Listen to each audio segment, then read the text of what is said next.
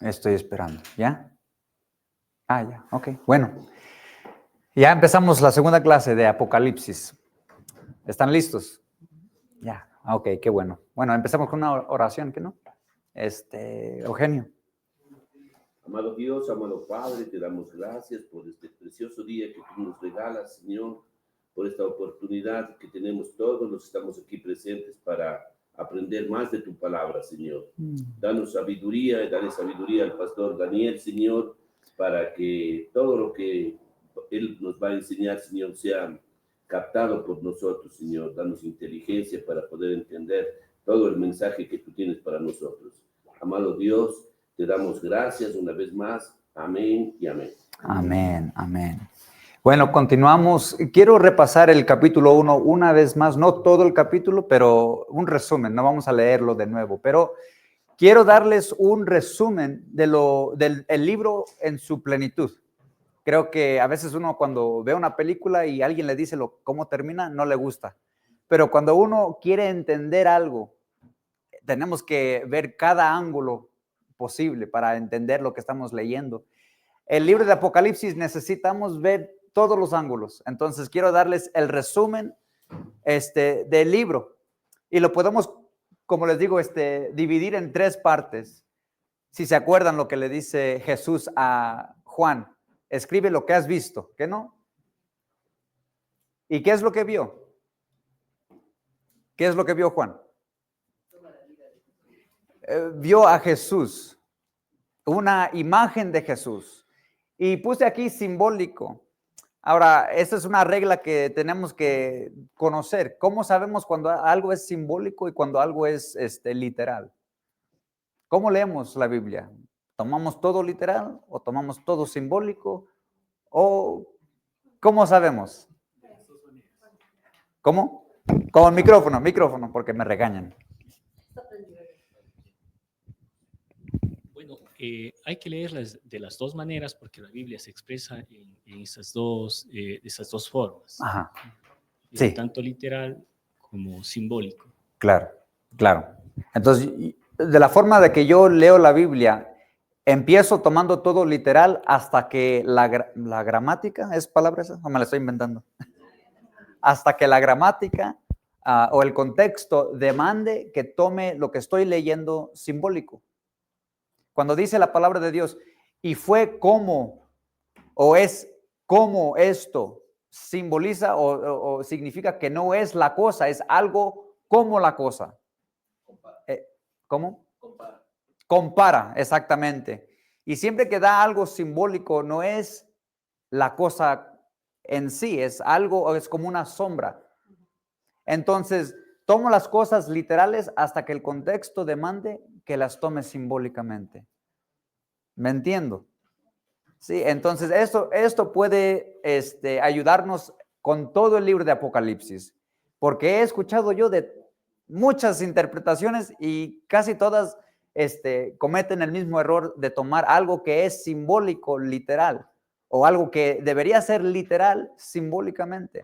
Y no hay que cometer ese error, entonces es por eso que tenemos que ir versículo por versículo, reconociendo esta clave. Entonces, la segunda parte del libro se encuentra entre los capítulos 2 y 3.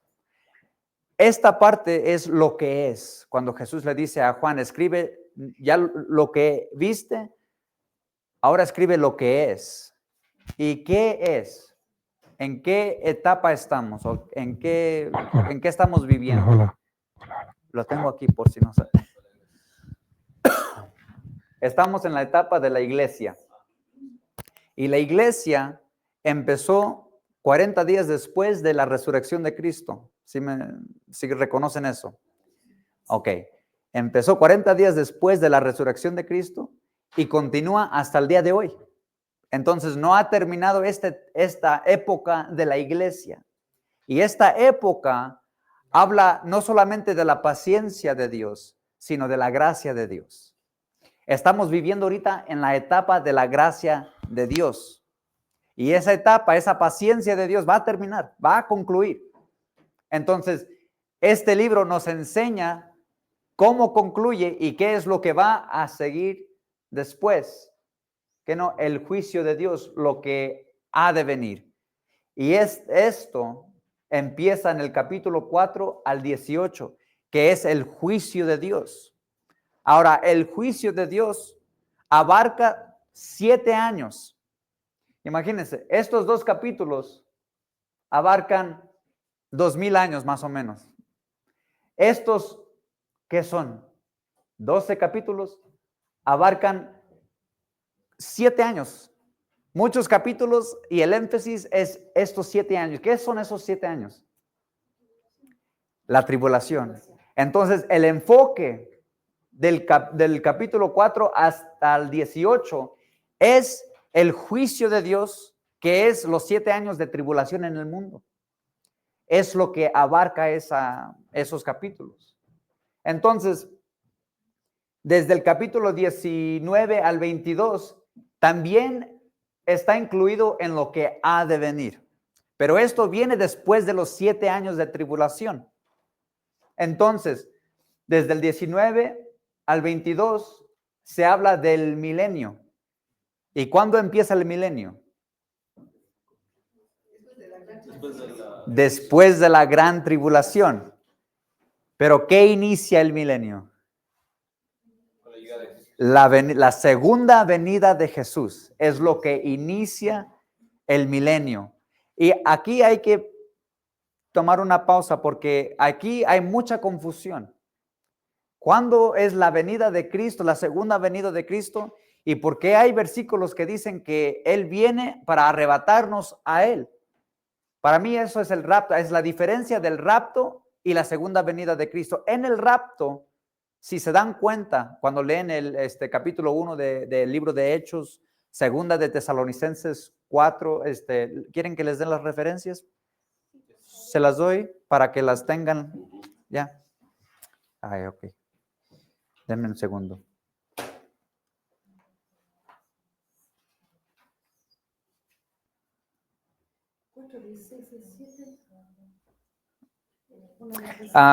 Podemos decir esto. Sabemos que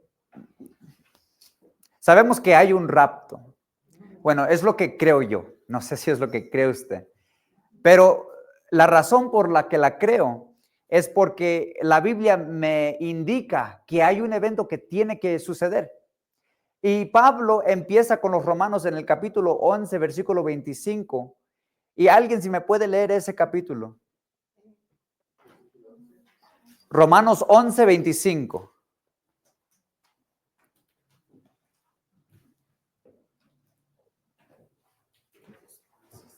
Porque no quiero micrófono, Microfonation.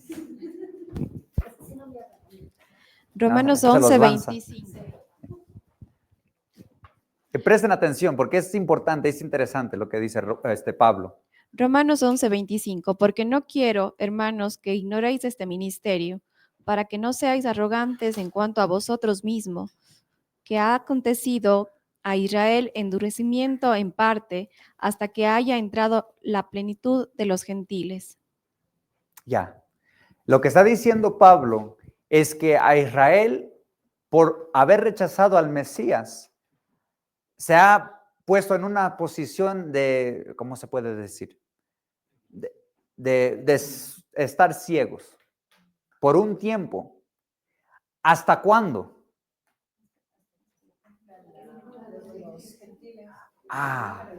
Fíjese. Entonces, esto indica que hay un número que se tiene que cumplir antes de que Israel vuelva a creer en el Mesías. Y ese número de gentiles viene antes de la revelación del Mesías a Israel. ¿Y cuándo llega la visión del Mesías a Israel? Si se acuerdan. Cuando Satanás, cuando el anticristo entre al templo y se declare Dios y desee ser adorado como Dios, entonces es en medio de la gran tribulación. Entonces Israel como gente, como pueblo, va a reconocer que él no es el Mesías y que Jesús, el que habían crucificado, era el Mesías. Entonces Israel va a ser salvo en la tribulación. La iglesia no va a estar en la tribulación. Israel sí. Ahora hay una diferencia entre Israel y la iglesia. La iglesia no ha reemplazado a Israel, ni Israel a la iglesia. Digo yo en el libro de Apocalipsis, desde el último capítulo 3, desde el final del capítulo 3, ya no se menciona la iglesia hasta después del capítulo 19. Y desde el capítulo 4 al 18 es la gran tribulación. Entonces, esto me indica que si no hace Jesús referencia a la iglesia, indica, y vamos a ver por qué indica que la iglesia no va a estar en la tribulación, a pesar de que no la menciona. Hay otras cosas ¿cómo? No teorías. Hay unos versículos que vamos a leer que indica que la iglesia ya no va a estar en la tierra, ya va a estar en el cielo. Y después de que la iglesia se encuentre en el cielo, Jesús empieza a abrir los sellos. Pero la iglesia está en el cielo, Jesús abriendo los sellos, y cada sello que abre Jesús desarrolla algo en el mundo, un juicio de Dios. Entonces muchos no creen que los primeros 3 años y medio de la tribulación es parte de la tribulación. No creen porque piensan que, wow, no está ocurriendo algo tan grave como para decir esta es una tribulación. Pero el juicio de Dios, si lee el libro de Romanos, capítulo 1, el juicio de Dios empieza cuando Dios nos suelta a hacer nuestras propias cosas. ¿Sí me debe entender? Cuando Dios nos deja hacer nuestra propia voluntad, eso es parte del juicio de Dios. Y Romanos capítulo 1 lo puede leer eso. Y los dio y los entregó a sus vicios, cometiendo lo que no es natural, lo que no es normal en su carne. Y los dio otra vez. O sea, es parte del juicio de Dios contra el pecado. Entonces, esto me indica a mí que la iglesia no va a estar en la gran tribulación. Ahora, empezamos con Romanos 11, donde Pablo dice que hay un número que se tiene que cumplir, que no de gentiles. Ok. Y cuando se cumpla ese número de gentiles, ¿qué va a pasar? Vamos a ver. Dice entonces, Primera de Tesalonicenses 4, 16 al 17. Alguien que me pueda leer ese, por favor.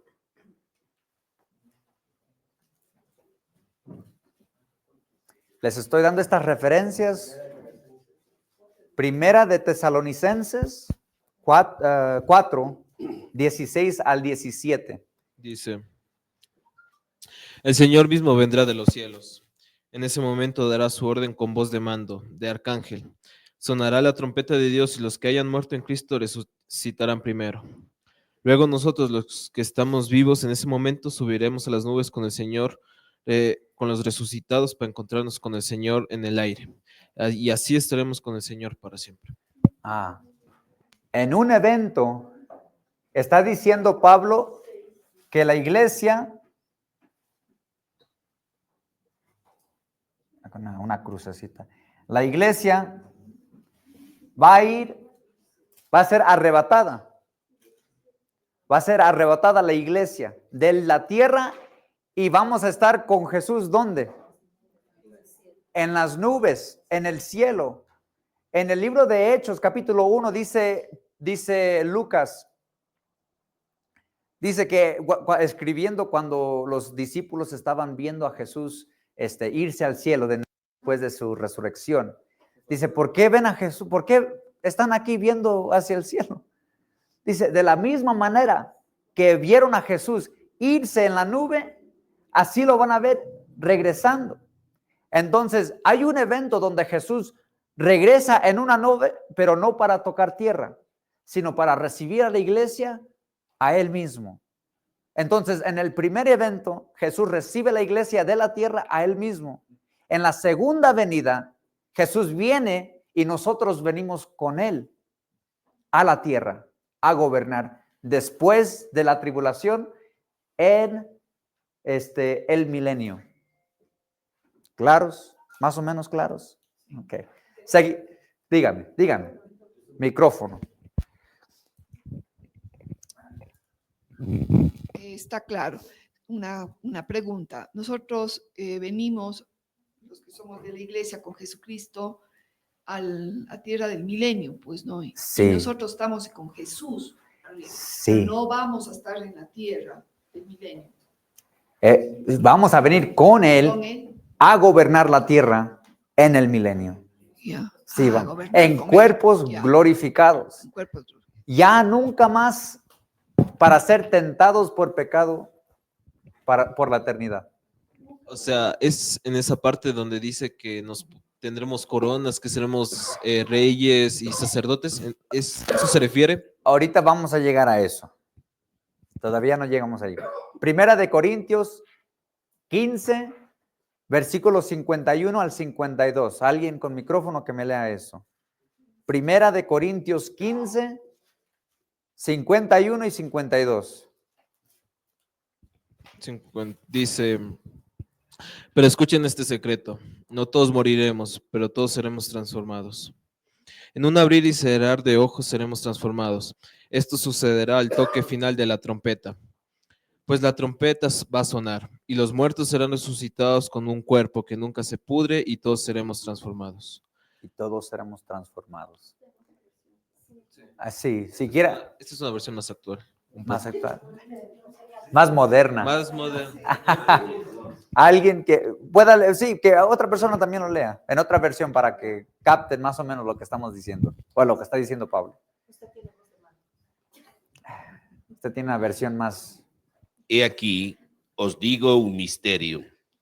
No todos dormiremos, pero todos seremos transformados en un momento, en un abrir y cerrar de ojos, a la final trompeta, porque se tocará la trompeta y los muertos serán resucitados, incorruptibles, y nosotros seremos transformados. Ajá. Entonces, aquí Pablo está diciendo que en la historia de la iglesia va a haber un momento donde va a haber una interrupción, donde los que están en Cristo van a ser transformados, pero primero los que han muerto en Cristo, los que duermen. La Biblia siempre que usa la palabra dormir, cuando se refiere a un creyente, es que está muerto por estar descansando. Uno descansa cuando muere. Entonces, siempre cuando dice está durmiendo, los que duermen, se refiere a eso, al descanso que tenemos en Cristo. Pero los que han muerto, ellos resucitarán primero. Pero imagínense, en un abrir y cerrar de ojos, ¿qué tan rápido pueden ser transformados ellos y luego nosotros? O sea, que va a ser algo instantáneo. Me imagino que va a ser de repente. Entonces, va a haber una interrupción y no todos morirán. O sea, que va a haber una generación donde va a estar viviendo, va a estar ocupado en su trabajo o vamos a estar en la iglesia y de repente, pum, esa generación. ¿Tienes pregunta? Ah, ya. Está celebrando. Ay, qué bueno. Ok. Juan capítulo 14, 1 al 3. ¿Alguien tiene pregunta? Sí, Carlos, por favor. Acerca del versículo, los muertos en Cristo resucitarán primero. Sí. Ya, esa es la visión inicial. Ajá. Y quienes han muerto sin Cristo, Ellos, todos los patriarcas, me refiero más que nada a los patriarcas, Abraham, Moisés y todos ellos. sí. Ok. Ellos forman parte del cuerpo de los santos. Dice la palabra de Dios que todos los que mueren en Cristo son santos. También lo que tenemos que recordar es que ¿desde cuándo se estaba prometiendo el Mesías? ¿Se acuerdan? Desde el Edén. Entonces, desde el principio había había una anticipación, un plan de esperar a un Mesías que iba a venir. Entonces, aquí está el pasado, aquí está el futuro.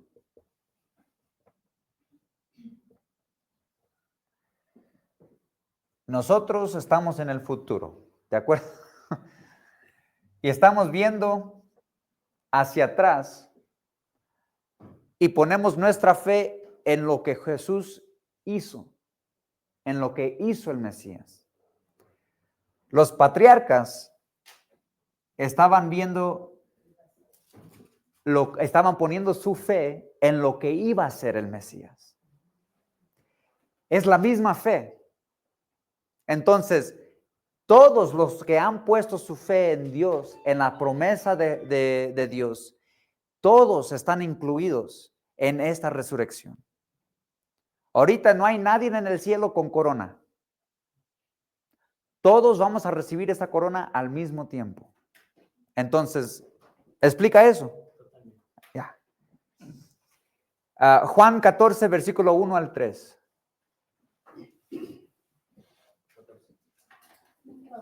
Micrófono, por favor. No se turbe vuestro corazón. Creéis en Dios, creed también en mí.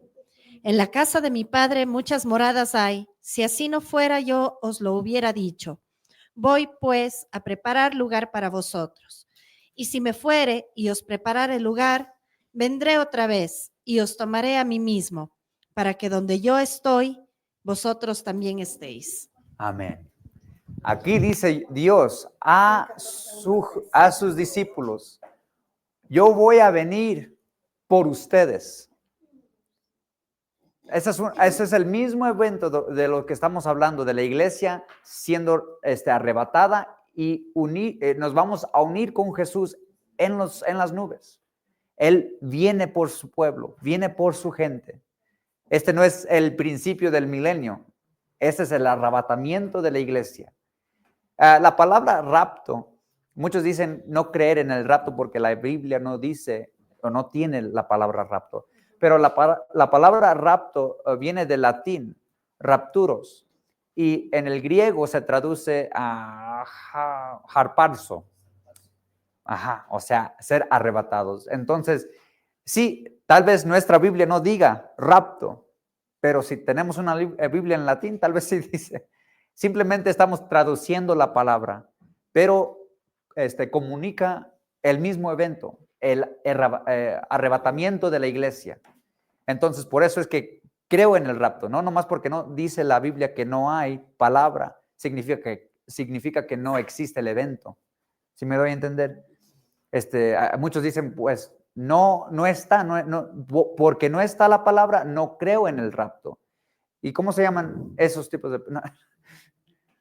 Tienen una inclinación a no creer que la iglesia va a ser raptada. Entonces piensan que la iglesia o va a entrar a la tribulación y va a ser arrebatada en medio de la tribulación o después de la tribulación o no va a ser raptada. Entonces dicen que como no hay evidencia de esta palabra rapto, quiere decir que no existe el rapto. Pero esa lógica no es muy buena la lógica, porque yo puedo decir mi esposa no se encuentra aquí, pero eso no significa que no existe. ¿Sí ven la lógica? Entonces, no nomás porque no se encuentra significa que no existe. Entonces, no hay que cometer ese error lógico. Si estudiamos, podemos entender que la palabra se encuentra en el latín, en griego, y simplemente es una traducción que tenemos nosotros. Ay, sí, con micro. Ay, sí. Puedes leerlo, por favor. Listo. En un libro de doctrinas, habla de las doctrinas, en la doctrina de escatología, justamente una parte del libro dice, lo que tenemos es la frase seremos arrebatados, que está en Primera de Tesalonicenses 4:17. En griego la palabra usada es harpazo, que significa ser arrebatado o tomado por la fuerza. En latín es raptus, es la palabra que se encuentra en una de las Biblias más antiguas en existencia, la Vulgata latina. Esta palabra en latín raptus es de donde obtenemos la palabra en español rapto. Entonces, no estoy mintiendo. Qué bueno. Mateo capítulo 24. Ay, sí. Sí, sí. 24, 40 al 41. Pero sí, con tu pregunta primero. A ver, hablábamos justamente del rapto y decíamos que puede ser malinterpretado, que algunos piensan que es durante la tribulación o después de la tribulación. Ajá. ¿Ese sustento cuál es para decir que es antes de la tribulación? Sí, por ejemplo, leímos uno donde dice que a la trompeta final, ¿sí estoy hablando? Sí, ok. A la trompeta final, escucharemos la voz de Jesús como arcángel, que no como trompeta, y seremos, vamos a estar unidos con Él en el cielo, transformados. Entonces, muchos piensan que esa trompeta final tiene que ver con los eventos que están sucediendo dentro de la gran tribulación. Ahora, yo no creo eso. No creo eso porque, no nomás porque hay una trompeta que suena, que es la última trompeta que la iglesia va a escuchar, significa que es la última trompeta que el mundo va a escuchar. ¿Sí me doy a entender? Por ejemplo, la misma trompeta que despierta a un soldado también puede enterrarlo, pero no significa que se está tocando a la misma vez. Puede indicar dos eventos separados. Entonces, por eso no es solamente ese versículo que tomo. Estamos haciendo correlación. Estamos tomando todos los versículos en la Biblia, por eso les estoy dando muchos versículos, para que vean cómo todos caben, cómo todos se unen. Ahí podemos ver si estamos contradiciendo un versículo o otro versículo, porque es fácil tomar un versículo y correr con ese, y sacar conclusiones, interpretaciones, pero si no tomamos todos los versículos en contexto, podemos cometer un error muy falso. Sí. Otra consulta. A ver, Sí. la iglesia viene a ser todas las personas que aceptamos a Cristo. Ajá. 1, 2, hablábamos que viene de la nube y de la nube allí todavía no se da el rapto, sino únicamente, no, Sí. allí se da el rapto y después en la segunda venida venimos todos a gobernar Allá. con Jesús. ¿En qué punto viene de quién va a ser salvo? La gracia. No entiendo. O sea, ¿en qué momento vendría que todos vamos a ser salvos por gracia o cómo? O sea, no sé, no me puedo explicar bien. Ah, ya, yo creo que te entiendo. Creo que tú estás pensando que uno llega al juicio final y ahí se determina si eres salvo o no. No. Antes ¿No? de eso, estoy convencido de que la gracia, y también si lo acepto a Cristo, Ya, tengo la alternativa de estar con Él. ya, Ya, soy salvo. eres salvo. Ya. Amén. ¿Cuál es la disyuntiva? ¿En qué momento viene la gracia en todo esto? ¿Por qué? Dice Romanos capítulo 5, dice, alguien que me pueda leer, voy a tratar de, a ver si lo tengo de memoria. Siendo pues justificados por medio de la fe, tenemos paz para con el Señor, con Dios por nuestro Señor Jesucristo, por el cual también tenemos, Romanos 5, versículos 1, 2 y 3.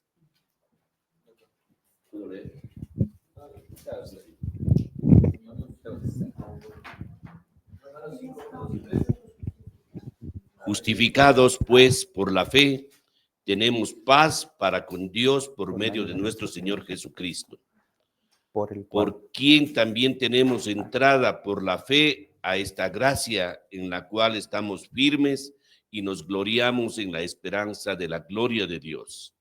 Y no solo esto, sino que también nos gloriamos en las tribulaciones, sabiendo que la tribulación produce paciencia. Amén.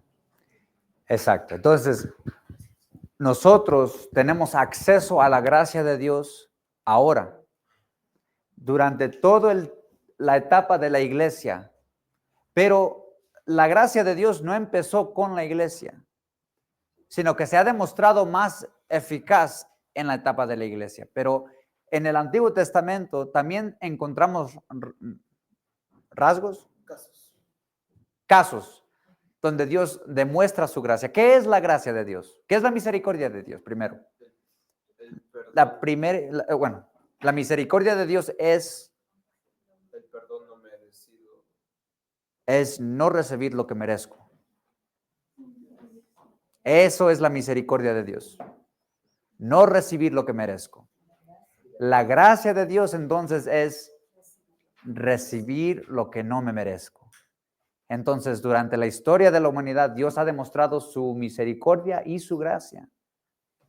Porque en el momento que Él quiera, Él puede deshacer la humanidad y ser justo. Pero no ha tomado esa ruta. Mas, sin embargo, Él ha tomado otra ruta, es salvar a la humanidad. Entonces, el libro de Romanos lidia con el dilema cómo un Dios perfecto y santo puede traer a su presencia un pecador como yo. Ese es el libro de Romanos. Pero ahorita estamos en Apocalipsis. Pero sí, no sé si le di respuesta a tu pregunta. Sí, pero después voy a venir con otra, pero sigamos nomás, porque tengo... ¿Tienes más preguntas? Sí, sale más, pero Qué bueno, interrúmpeme. después sí, pero con más Ok, antecedentes. ok. Mateo 24, 40 al 41. Si la misericordia es no recibir lo que merezco. La gracia de Dios es recibir lo que no me merezco. Ahí. Mateo 24, 40 al 41. Amén. En voz alta con micrófono, por favor. Entonces estarán dos en el campo. El uno será tomado y el otro será dejado. Dos mujeres estarán moliendo en un molino. La una será tomada y la otra será dejada. Ajá. Aquí está hablando Jesús acerca de este evento que nosotros reconocemos como el rapto. El ejemplo que dio Jesús en estos versículos no significa que el 50% de la humanidad va a ser raptada y el 50% va a ser dejada. No significa eso. Lo que significa es que cuando surja este evento va a ser de repente. Ese es el punto de ese versículo. Inesperado. Nadie sabe la hora. Allí vienen mis Sí. inquietudes. Sí, A sí, ver, sí. en ese punto decimos que la iglesia es todos los que aceptamos a Cristo. Ya. No sé de la esfera global cuántos están dentro de ese porcentaje, ¿no? No lo sé. Ni Porque yo. aquí podríamos hablar del 50% y todo lo más. Pongámosle un número, pongámosle un 60%. Mm. Pero digamos que allí hay un filtro. Hay otro filtro que dice, yo te revisaré y hasta vomitaré porque no aceptaré a algunos que no me acuerdo ese versículo. Claro, es en Apocalipsis capítulo 3, versículo 14, creo. Ya, entonces, viene ese otro filtro. Digamos, ya no es el 60, sino que es un filtro menor. A ese punto quiero llegar. Ya. ¿Solo basta ese tema de aceptar a Cristo o cuáles son los siguientes filtros que podrían haber? Ya. Ok. El primicio. La primicia. La primicia que tienes tú es que hay filtros. La Biblia no enseña que hay filtros. Lo que en los versículos que estás leyendo, lo que está hablando Jesús a la iglesia de Laodicea. Y esta iglesia ha rechazado a Jesús, la autoridad de Jesús. Mas, sin embargo, sigue hablando de la Biblia, pero para ganancia. Son las iglesias de prosperidad, que no hablan del pecado, no hablan de salvación. Y en esa iglesia, ¿dónde se encuentra Jesús? Se encuentra afuera de la iglesia tocando, queriendo entrar. Imagínate. Entonces, no es que hay un filtro, es que siempre ha sido por fe en Cristo, pero cuando uno niega a Cristo, ya no hay seguridad de salvación. Solo hay seguridad de salvación en Cristo. Fuera de Él, no hay seguridad. ¿Sí? Ya. Ok. Apocalipsis capítulo 3, versículo 10.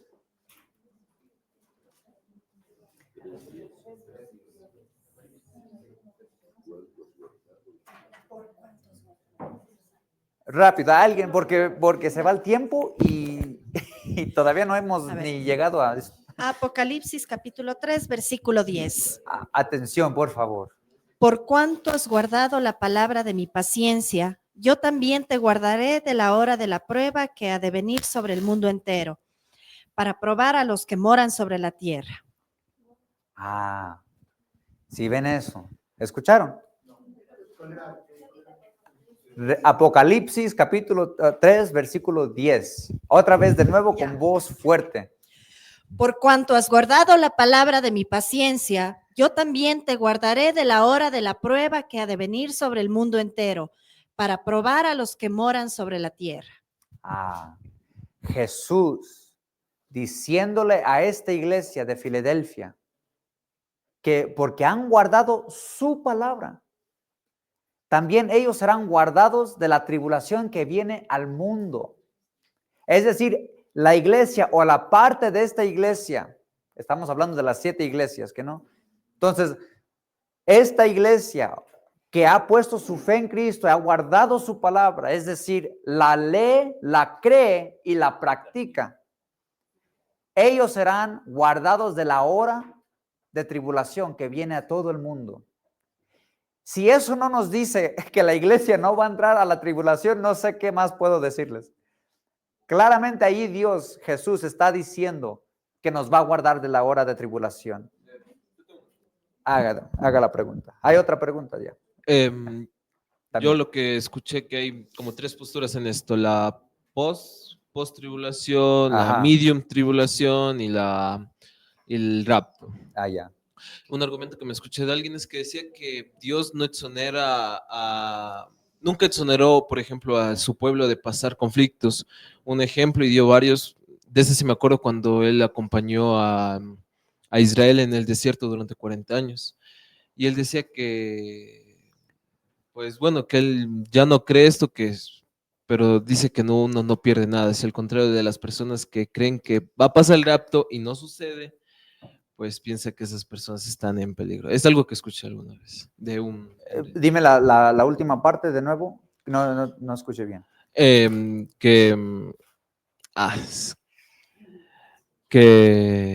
es mejor, dice que es mejor creer de que no va a haber una tribulación, cosa que si es que hay tribulación, pues uno no pierde nada, pero si es que no hay, las personas que creyeron que iba a haber un rapto, iban a tambalear mucho en su fe. Es algo que escuché, pero el punto es de que no iba a haber rapto por el hecho de que Dios no exonera a su pueblo de esto. Fue algo que yo escuché. Sí, y hay muchos que creen eso, que no va a haber rapto. Y les he dado las explicaciones más o menos por qué. Pero cuando uno lee el contexto, y creo yo que los que no creen, no es porque no sean inteligentes. Creo que es por falta de conocimiento de las escrituras.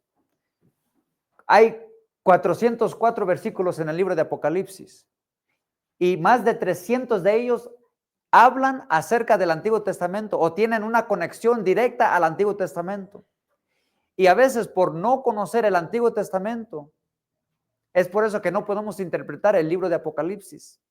Porque imagínense, si hay más de 300 referencias al Antiguo Testamento, tengo que conocer el Antiguo Testamento. ¿Qué no? Juan esperaba que los que estaban leyendo conocían. Por eso en el capítulo 1, cuando dice que vio uno como el Hijo del Hombre, inmediatamente, ¿a qué se está haciendo referencia Juan? ¿A qué libro del Antiguo Testamento? ¿Qué libro estudiamos el otro?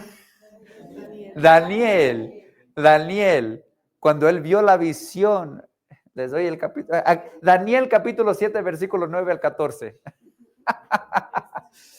Alguien que me lea. Daniel capítulo 9, capítulo 7, versículo del 9 al 14. Micrófono. Y les digo que, bueno, cuando estén listos, me indican. Ok. Esperando. Daniel 7, del 9 al 14. Daniel 7, aquí lo tengo.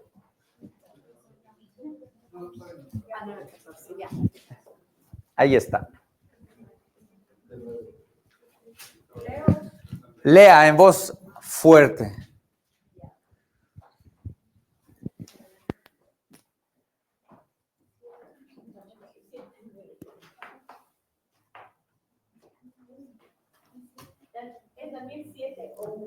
7. 9 a 14.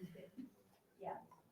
Estuve mirando hasta que fueron puestos tronos, y se sentó un anciano de días, cuyo vestido era blanco como la nieve, el pelo de su cabeza como lana limpia, su trono llama de fuego, y las ruedas del mismo fuego ardiente. Un río de fuego procedía y salía delante de él. Millares de millares le servían, y millones de millones asistían delante de él. El juez se sentó y los libros fueron abiertos. Yo entonces miraba a causa del sonido de las grandes palabras que hablaba el cuerno. Miraba hasta la bestia. ¿Qué versículo estás? Ay, yo Su dije. cuerpo fue destrozado y entregado para ser quemado en el fuego. Había también quitado a las otras bestias su dominio, pero les había sido prolongada la vida hasta cierto tiempo. Miraba yo en la visión de la noche, y he aquí, con las nubes del cielo, venía uno como un hijo de hombre, que vino hasta el anciano de días, y le hicieron acercarse delante de él. Y le fue dado dominio, gloria y reino, para que todos los pueblos, naciones y lenguas le sirvieran. Su dominio es dominio eterno, que nunca pasará, y su reino uno que no será destruido. Ok. El Hijo del Hombre tendrá un reino, y ¿qué tanto tiempo durará el reino del Hijo del Hombre? Para siempre. Entonces, el Hijo del Hombre es el título del Mesías que ha de venir. Bueno, que ya vino. Entonces, este título no puede ser equivocado. Para el judío, cuando escuchan la palabra o el título, el Hijo del Hombre, es referencia a Dios, al Mesías, a Jesús. Cuando escuchan el Hijo de Dios, es referencia a la humanidad del Mesías. Lo tienen al revés. Bueno, lo tienen correctamente, pero ellos conocen el título del Hijo del Hombre como divino, porque Él va a tener un reino eterno. Entonces, otra vez, Jesús se hizo referencia a sí mismo como el alfa y el omega, el principio y el fin. No que tiene un principio y tiene un fin, sino que Él embarca todo lo que nosotros conocemos como la creación. Él es antes y después, y todo lo de adentro le pertenece a Él. Entonces, su reino es eterno. No puede tener fin Él si tiene un reino eterno. Él es Dios, ¿que no? Entonces, ya, bueno, pongo una pausa ahorita. Aquí estamos con las referencias de Jesús, y el Antiguo Testamento, esto les expliqué creo la semana pasada, pero quiero hacer énfasis en esto. El Antiguo Testamento hablaba del Mesías de dos, ¿cómo se puede decir? De dos rostros. El Mesías, el siervo sufriente, y el Mesías, el rey conquistador. Esos son los versículos del Mesías que había de venir como siervo sufriente. Salmos 22, 1. Versículos 6 al 8 también, y también versículos 16 al 18. Isaías 53, del 1 al 3, habla de este mismo siervo que no va a ser reconocido en su cara, no va a haber rostro de buena apariencia. ¿Por qué? Porque iba a ser disfigurado antes de la crucifixión. Entonces, estos versículos en el Antiguo Testamento hablan del Mesías como un siervo sufriente. Sí, sufriente. Les digo que hoy los judíos, cuando leen el Antiguo Testamento, que tienen que leerlo, ¿todo bien? Ya. Ay, ok. Cuando tienen que leer el Antiguo Testamento y están en el libro de Isaías, ellos brincan desde el capítulo 52 al 55. ¿Saben por qué no leen esos 3 capítulos? Porque no quieren que la gente piense que esos capítulos hablan de Jesús. No quieren que por accidente lean esos versículos. Y los judíos, ellos tienen esos versículos. Les digo esto porque esto nos abre un poquito más a la razón por la cual ellos no aceptaron a Jesús cuando Él vino. Vino Jesús primero en un burro, ¿qué no? Como un siervo. Entonces, hay versículos que leímos, acabamos de leer, donde el Mesías, el Hijo del Hombre, va a ser coronado y va a tener un reino que va a durar una eternidad. Esos versículos suenan más bonitos. Entonces, ellos se inclinaron a esos versículos y han rechazado los otros versículos. Ellos hoy están esperando al Mesías que ha de venir, a uno que viene, que no es Dios. Ellos esperan un guerrero político que va a estar listo para dominar al mundo. ¿Y quién es ese? El anticristo. Dice, yo vine en mi nombre y no me recibieron. Otro vendrá en su nombre y a ese van a recibir. Entonces, lo que nos da a entender es que ellos simbolizaron algo que deberían haber tomado literal. ¿Sí ven eso?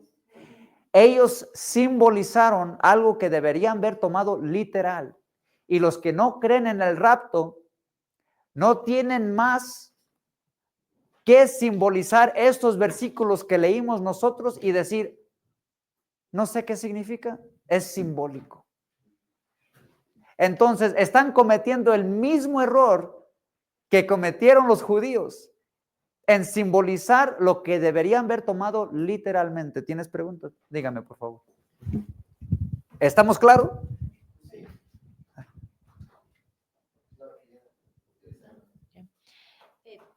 Una pregunta, pastor. Estoy confundida en algo. Dígame. En Apocalipsis 3:10, porque dice, por cuanto has guardado la palabra de mi paciencia, yo también guardaré de la hora de la prueba que ha de venir sobre el mundo entero para probar a los que moran sobre la tierra. O sea, hago referencia a esto por lo que está hablando. Esta es la parte en la tribulación, ¿o qué? Porque se supone que antes de la tribulación es el rapto. Pero si dice que va a tener como que misericordia y con los que guardaron su palabra, pero ¿qué habla de los que después de eso, los que están viviendo la tribulación, o en qué momento es esto? Yo la verdad estoy confundida. Está bien, porque vamos a ir iglesia por iglesia tocando cada tema. Entonces, nomás para hacerte una respuesta breve, está hablando de que antes de que entre el mundo a la tribulación, al tiempo de la tribulación, las iglesias van a ser arrebatadas, las que han mantenido su palabra. Es el rapto. El rapto. Por eso.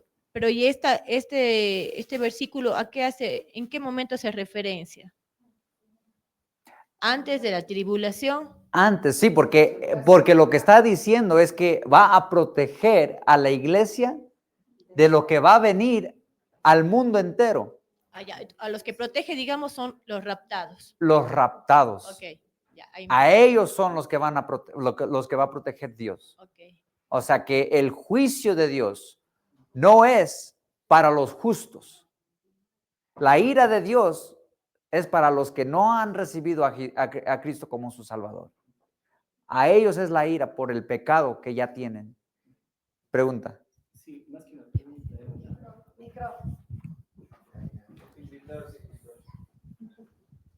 Más que una pregunta era una reflexión sobre este versículo que menciona Mónica.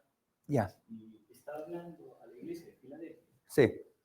Y en este caso, no sé si deberíamos de tomarle como una sola iglesia o como una iglesia en totalidad, la que recibió a Cristo y aceptó y se mantuvo, guardó su palabra, como dice el versículo. Sí. Porque son 7 iglesias, ¿no? Y son las 7 iglesias sí. que fueron instauradas, así que no. Claro, y la pregunta es, ¿tomamos esto como la iglesia solamente de Filadelfia o como? Claro. Digo yo. Ajá. Sí. La iglesia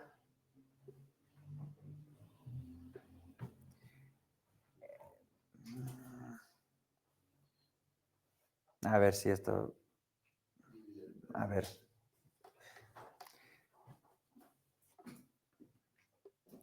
Vamos a hacer esto. Esta es la iglesia. Esta representa las 7 iglesias. Entonces, aquí tengo la etapa de las 7 iglesias. Primeramente es literal. Hay 7 iglesias literales que se está refiriendo Jesús. Entonces, por un lado, es literal a esta iglesia. Pero también está hablando de etapas en la historia de la iglesia en su totalidad. Desde que nació hasta cuando se lleve a cabo el rapto. En su totalidad, también está hablando de estas 7 iglesias. Y también individual, porque después de dirigirse a cada iglesia, al terminar la carta, dice, el que tiene oído. Entonces, está hablando al individuo. Entonces, esto quiere decir que uno puede estar en una de las 7 iglesias, pero puede mantener la palabra de Dios.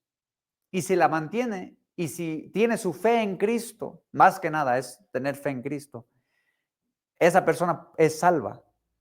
Entonces, cada iglesia tiene un porcentaje de una de las 7 iglesias. Esta iglesia yo puedo estar enseñando la palabra de Dios y qué chévere. Pero hay de aquellos que pueden estar aquí escuchando, pero la palabra nomás llega al cerebro y no llega al corazón. Es decir, estamos estudiando el libro de Romanos. Pablo hace un énfasis después del capítulo 1, entrando al capítulo 2, de no es el oidor de la palabra que es justificado, sino el hacedor. Es decir, el que yo crea que la palabra de Dios es verdadera, no indica que eso es lo que me salva. Yo puedo decir, wow, Jesús es un buen hombre. Jesús es, no sé, un buen profeta. La palabra de Dios es la pura verdad. Pero si yo no traduzco mi conocimiento a una fe expresada y vivida, de nada me sirve saber tanta información de la Biblia si no tengo una relación personal con Dios. Entonces, no importa a qué iglesia yo pertenezca, yo puedo encontrar a Jesús en cualquiera de estas 7 iglesias. Pero hay iglesias como la iglesia de Filadelfia que predica la palabra en su plenitud, de Génesis, Apocalipsis. Y ustedes pertenecen a una de esas iglesias. Pero les digo que no solamente los oidores de la palabra de Dios, sino los hacedores. Esos entran en el reino de Dios. Y no es de obras, no quiero decir que es por obras, es por fe. Uno que cree en Jesucristo. Por ejemplo, la iglesia de Éfeso, que vamos a empezar antes de que se me acabe el tiempo. La iglesia de Éfeso, hay que leerlo. ¿Está bien? Ok. Apocalipsis capítulo 2, versículo 1, dice, escribe al ángel de la iglesia de Éfeso, el que tiene las 7 estrellas en su diestra. Noten, primero está hablando Jesús a través de Juan y dice, escríbele a las 7 iglesias. Dice, escribe al ángel de la iglesia de Éfeso. ¿Quién es el ángel de la iglesia de Éfeso? ¿A qué se refiere? ¿Qué es otra palabra para ángel? Mensajero. ¿Quién es el mensajero de la iglesia de Éfeso? Y el líder, el pastor. Ok, entonces está diciendo al pastor, escríbele, porque con él tengo algo que decir. Y dice, ok, entonces ya tenemos eso claro. El ángel es el pastor, ¿qué no? Y es la iglesia de Éfeso. Ahora, esta iglesia que se encontraba en Éfeso, imagínense, Éfeso era la ciudad más económicamente fuerte del Imperio Romano.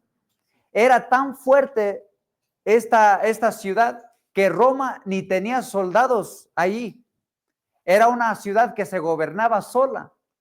y Roma simplemente recolectaba fondos de ellos como un impuesto.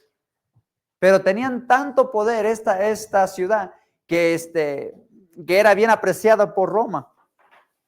Pablo, de una vez en el libro de Hechos, nos damos cuenta que Pablo visitó a Éfeso. ¿Y qué pasó cuando visitó a Éfeso? Dice que estaba teniendo tan buen ministerio Pablo en Éfeso que hasta la gente estaba dejando de adorar a Diana, la diosa de los Éfesos. Entonces, Pablo estaba teniendo un impacto tan grande que la gente salió y empezó a gritar y a marchar en las calles diciendo, ¡viva Diana! Diana, ¿verdad? ¡Viva Diana! ¿Y qué pasó? Que llegó el alcalde de la ciudad y los calmó y les dijo, no sea que Roma se dé cuenta que estamos haciendo un lío y nos quite el privilegio de ser libres, una ciudad libre, o sea que no era una ciudad gobernada por Roma a fuerza. Entonces ellos tenían mucho poder, muchos privilegios. Y la iglesia que se encontraba en Roma, en Éfeso, estaba lidiando con muchos problemas. Por ser cristianos, imagina usted, por ser cristianos, ya no podían trabajar en empresas que eran, se me va la palabra, cuando tienen unions, sociedades, tenían que pertenecer, discúlpenme, las palabras las tengo en inglés, pero en español no se me salen. Trade, cada profesión tenía su organización, su grupo, que uno tenía que dar incense, lo que queman, eso. Tenían que dar incienso.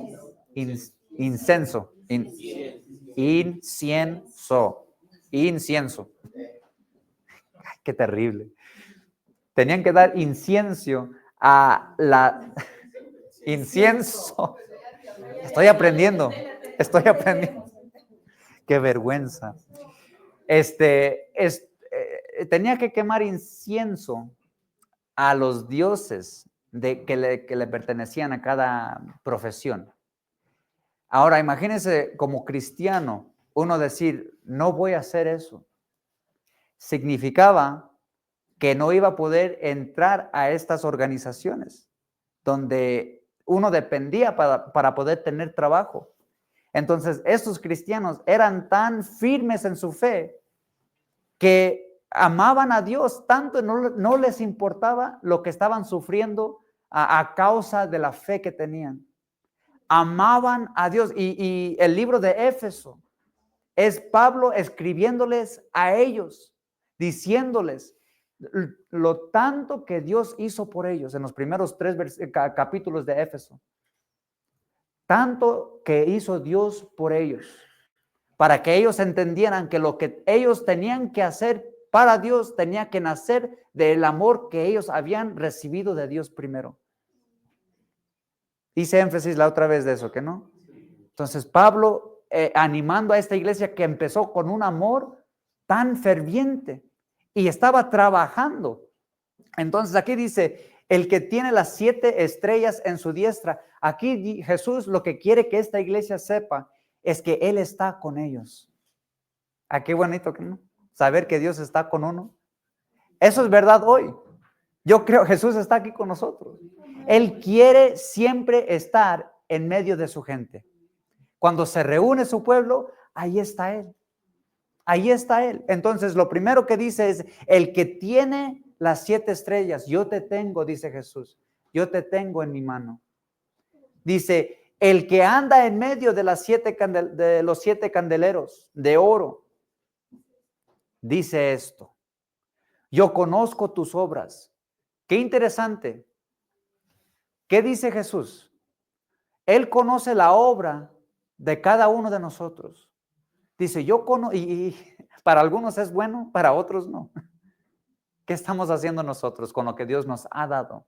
Dice, yo conozco tus obras. Dice aquí, y tu arduo trabajo y paciencia. Esto es bueno. Como les digo, la estructura de cada carta a cada iglesia, Jesús siempre va a empezar con algo bueno, si hay algo bueno que decirles. Siempre está buscando Dios algo bueno para compartir a la iglesia. Entonces, empieza con algo bueno y ¿qué sigue?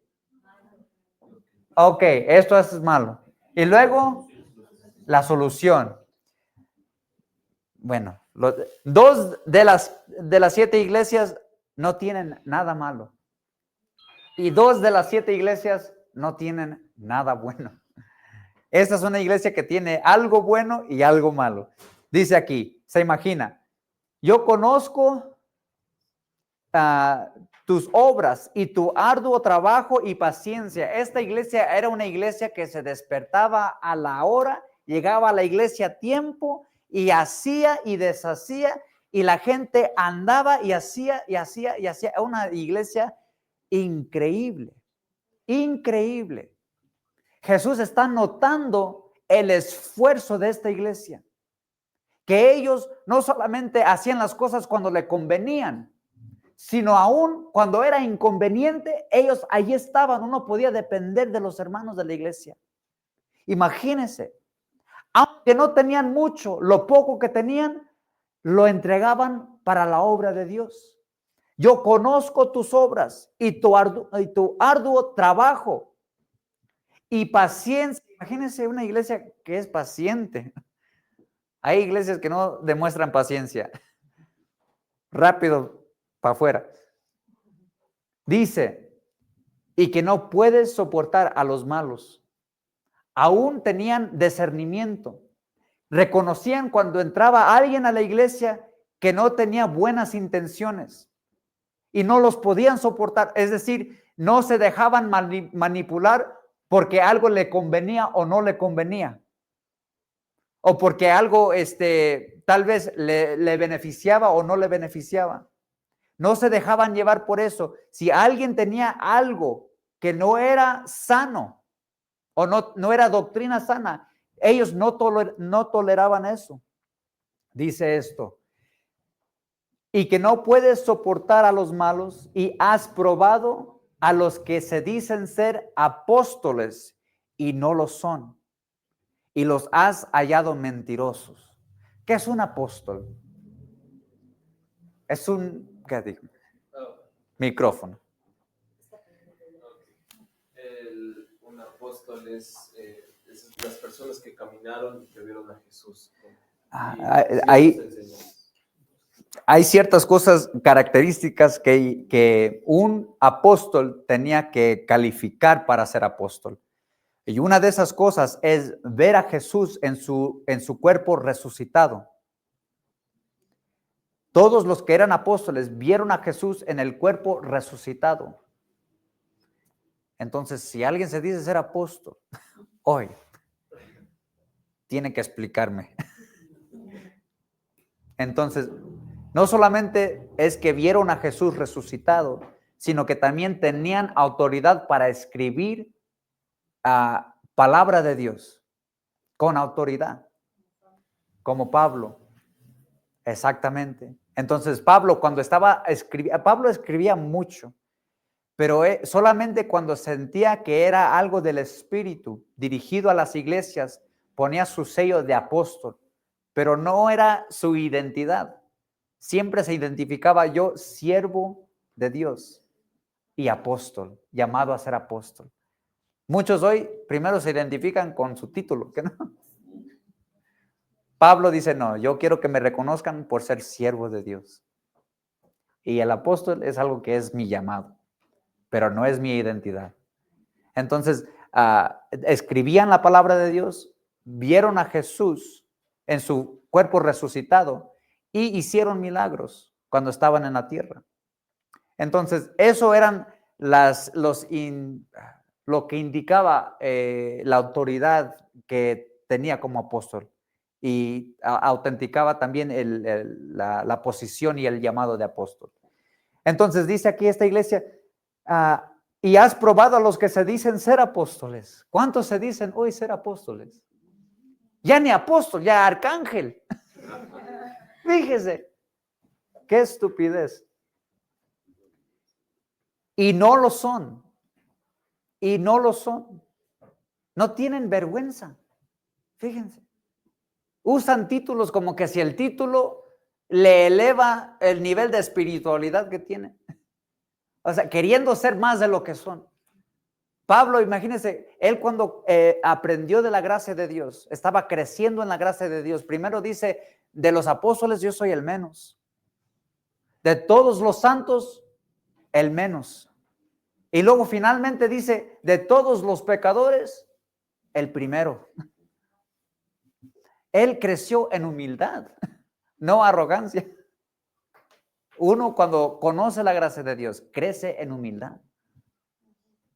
Dice, y has probado a los que se dicen ser apóstoles y no lo son, y los has llamado mentirosos. Que esa es una buena iglesia. Dice, y has sufrido. Wow.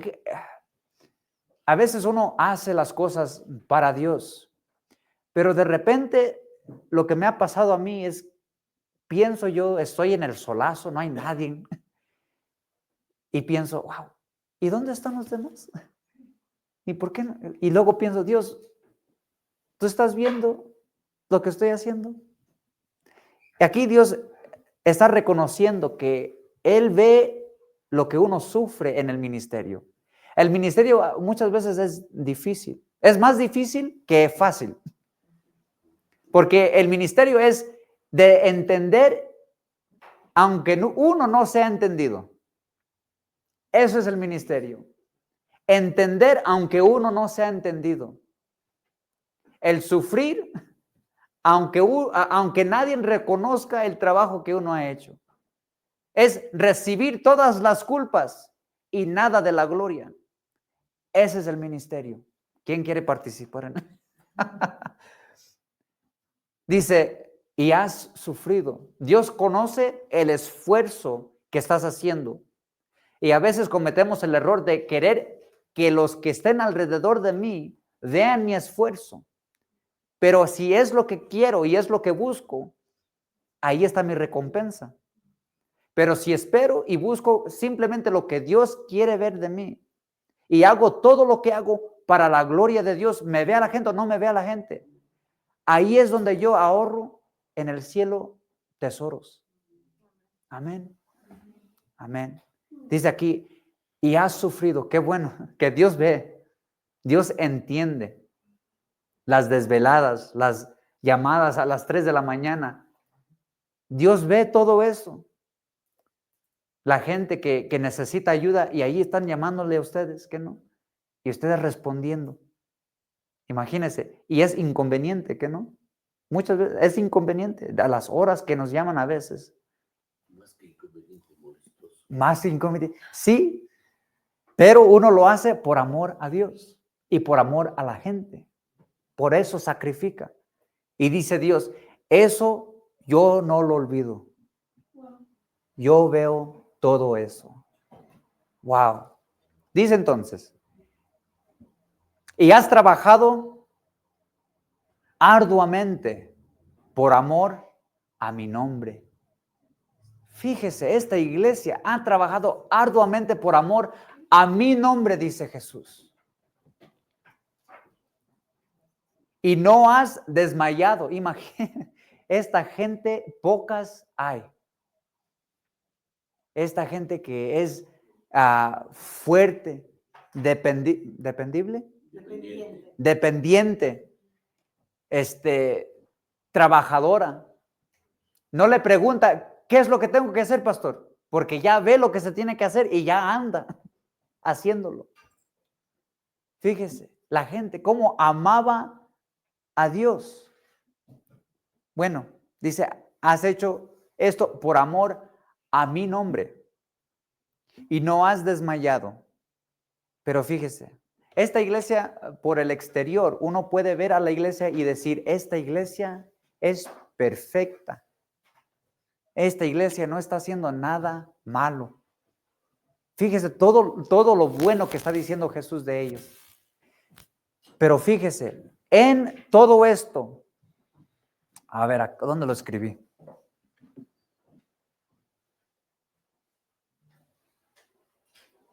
No creo que lo escribí.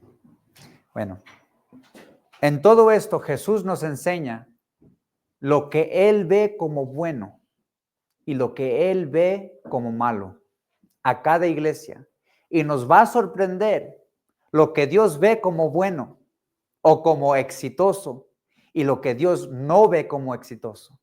Y muchas veces lo que nosotros pensamos que es bueno o que es exitoso, para Jesús es pérdida de tiempo. Y lo que nosotros pensamos que es pérdida de tiempo para Jesús es éxito. Fíjese cómo Dios nos ayuda a calibrate, nos ayuda a calibrar nuestro espíritu, nuestro discernimiento de lo que Él ve como valoroso. ¿Cómo? Equilibrar. Gracias. Dice, pero tengo contra ti. Dice, que has dejado tu primer amor. Has dejado tu primer amor. ¿A qué se está refiriendo Jesús aquí? No oigo, un micrófono, por favor, voz alta. ¿A qué se está refiriendo Jesús? Obras muertas. Obras muertas. Obras muertas. Ya. Obras muertas. Pero ¿quién es el primer amor? Jesús. Lo que no está diciendo, y eso es importante para saber, lo que no está diciendo es que han dejado de amarlo. ¿Cuántos de nosotros estamos casados? Ya. Ahora, ¿quién se acuerda cuando estaban de novios? Menos.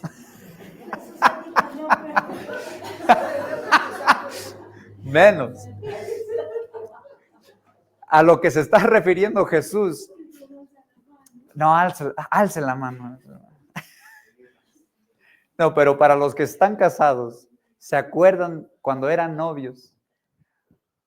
Y antes de estar casados, ¿qué no hacía uno para la novia o por el novio? Las desveladas, ¿qué no? Las llamadas, no importaba la hora, no importaba si estaba lloviendo o no sé, no importaba. Pero qué cosas aún tan ridículas que hacíamos por amor, ¿qué no? Y no nos pesaba, no nos importaba qué pensaba la gente. Uno cuando ve a los jóvenes enamorados tienen como el tunnel vision. Sí, no ven nada más que al novio o la novia. Dice Jesús, ese es el primer amor. Cuando estabas recién enamorado de mí, que no te importaba a qué horas hablabas conmigo, a qué horas leías mis cartas, y todo lo que hacías por mí nacía de tu amor para mí. Wow. Dice, y has dejado eso.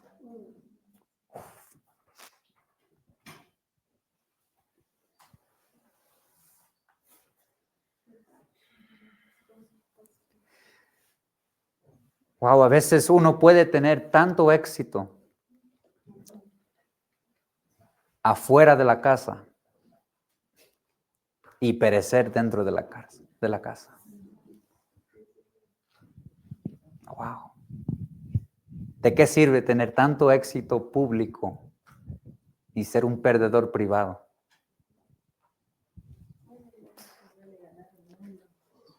¿Qué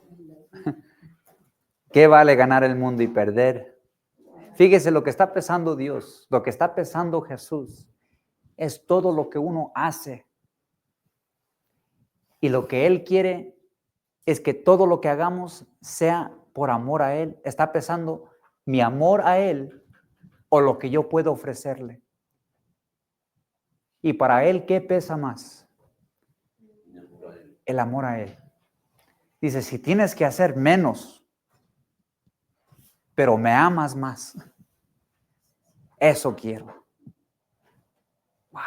No llegamos a la casa a veces los esposos y la esposa dice, mijo, hay que platicar, hay que tomar un tiempo, no te he visto. ¿Me amas? Y dice el esposo, ¿no ves qué tanto he hecho yo por ti? ¿No ves qué tanto trabajo yo por ti? Pero me imagino que la esposa prefiere menos horas de trabajo y más tiempo con el esposo. Y eso es a veces lo que pasa en nuestra relación con Jesús, que estamos más preocupados por lo que estamos haciendo, que ya no tomamos tiempo para leer o para orar. Y dice Jesús, ¿dónde estás? Aquí estoy yo, esperándote.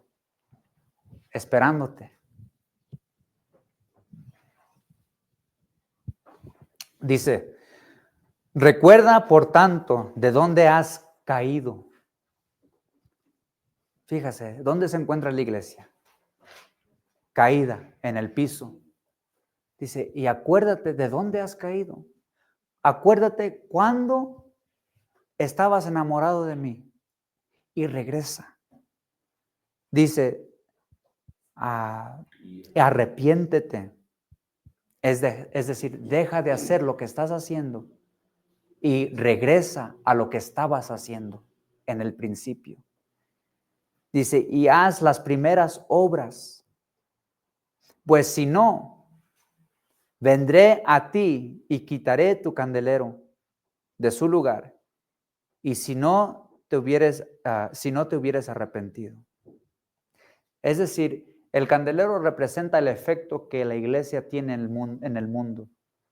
La iglesia refleja a Jesucristo, pero una iglesia sin amor, dice Jesús, voy a quitar tu efecto al mundo. Vas a hacer y no va a producir resultados. Dice, porque Él quiere más que uno esté en relación y comunión con Él, que en lo que pueda uno hacer por Él. Uno no va a llegar al cielo y decirle, Jesús, mira todo lo que hice por ti, déjame entrar al cielo. Dice Jesús, muchos vendrán en aquel tiempo diciéndome, Señor, Señor, no hemos hecho esto en tu nombre, milagros.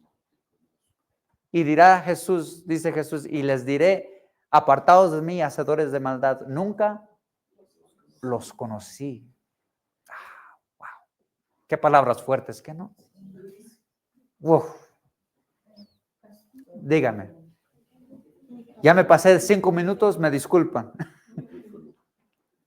Una pregunta, aquí dice, quitaré el candelero. Ajá. ¿Eso puede también referirse de que Dios nos quite de su Espíritu Santo? No creo que signifique eso. Yo creo que esta gente, porque como les dije al principio, Jesús no está diciendo que ellos han dejado de amarle, sino que han dejado el primer amor. Han descuidado. Entonces no está hablando de salvación aquí. Y más que eso, está reconociendo a este grupo de cristianos como iglesia. Forman parte del cuerpo. Está hablando del efecto que ellos están teniendo en el mundo. No van a tener el mismo efecto. Dios no quiere que crezca una iglesia sin amor. Dios no busca eso. Entonces, dice, pero tienes esto, que aborreces las obras de los Nicolaitas, las cuales yo también aborrezco. ¿Y quiénes eran estas? Dice, fíjese, aquí en este momento, en esta iglesia, en esta etapa de la iglesia, está reconociendo las obras de los Nicolaitas. Los Nicolaitas, viene de 2 palabras, Nico, que significa gobernar o conquistar. Y laitas, en inglés ahí se agarra la palabra laity, que es la congregación. O sea, las obras de los nicolaitas era un grupo de gente que estaba enseñando otras doctrinas, donde el hombre tenía que ir con ellos, con el liderazgo, para alcanzar a Dios. ¿Qué iglesia es esa? Donde los que están encargados de la iglesia gobiernan sobre la gente y la gente no tiene acceso directo a Dios, sino a través de ellos. Y este es recién. Hasta todavía vive Juan, 30 años después de que Pablo estaba en la iglesia de Éfeso escribiendo su carta a Éfeso. Ya estaban estas, ¿cómo se pueden decir? Estas evidencias de este grupo, que ellos en el futuro van a venir siendo la iglesia católica. Wow, ¿de dónde nació? ¿Qué era Nico? Nico era conquistar. O gobernar. Entonces aquí están haciendo la iglesia que quiere dominar a la gente. Dígame. No solo en la católica, pastor. No solo. Muchas iglesias evangélicas y eso, por la respaldo. Sí. En que tú tenías que pedir consejo para todo, e incluso se decidían hasta matrimonios, se decidían tipos de trabajo, y se decidía incluso que tú no te lleves con la familia porque se llevaban del Señor. Sí. La vida que dejarás tu padre, tu madre y será tu familia a la iglesia, ¿no? Entonces, yo puedo dar fe de que no es solo la católica. No es solo la católica. Iglesias evangélicas Sí. que tienen esa raíz muy marcada, Sí. que te llevan a vivir eso. Claro. Y la Biblia, Jesús habla en contra de esto. De estas iglesias que quieren dominar, que quieren tener más control que nada. Sea la iglesia que sea, no importa. Pero esta enseñanza, dice Jesús, yo también la odio. No me gusta. Porque dice la palabra de Dios que no hay ningún intermediario entre el hombre y Dios más que ¿quién? Jesús. Más que Jesús. Es decir, Jesús está diciendo, tú tienes acceso a mí. Y cualquier persona que quiera intervenir entre esa relación, entre tú y yo, es anatema.